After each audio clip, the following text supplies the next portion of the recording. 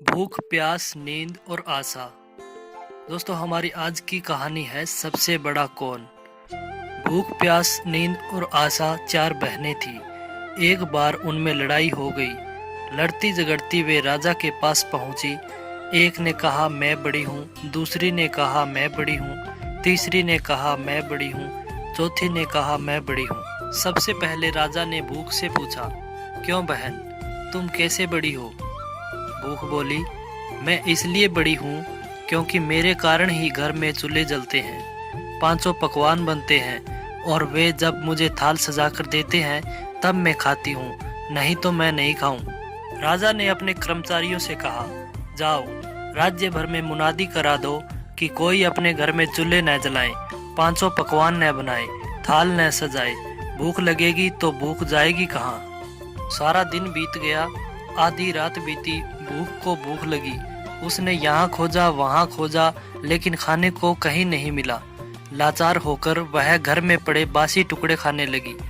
प्यास ने यह देखा तो वह दौड़ी दौड़ी राजा के पास पहुंची और बोली, राजा राजा, भूख हार गई, वह बासी टुकड़े खा रही है, देखिए बड़ी तो मैं हूँ।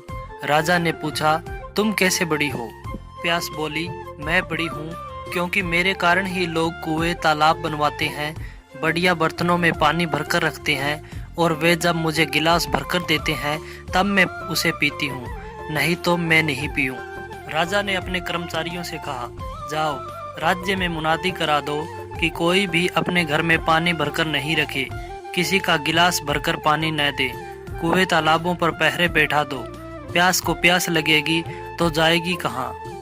सारा दिन बीता, आधी रात बीती। प्यास को प्यास लगी। वह यहाँ दौड़ी वहाँ दौड़ी, लेकिन पानी की कहीं भी एक बूंद न मिली। लाचार होकर वह एक डबरे पर झुककर पानी पीने लगी। नींद ने देखा तो वह दौड़ी दौड़ी राजा के पास पहुंची और बोली, राजा राजा, प्यास हार गई, वह डबरे का पानी पी रही है, सच बड़ी तो मैं हूँ। राजा ने पूछा, तुम कैसे बड़ी हो?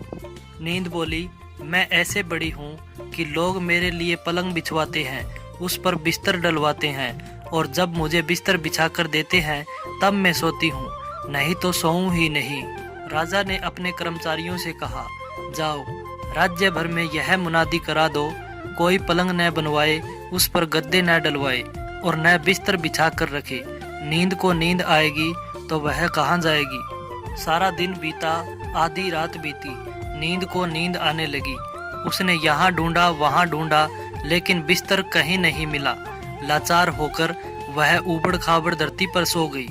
आशा ने देखा तो वह दौड़ी दौड़ी राजा के पास पहुंची और बोली, राजा राजा, नींद हार गई, वह ऊबड़ खाबड़ धरती पर सोई है।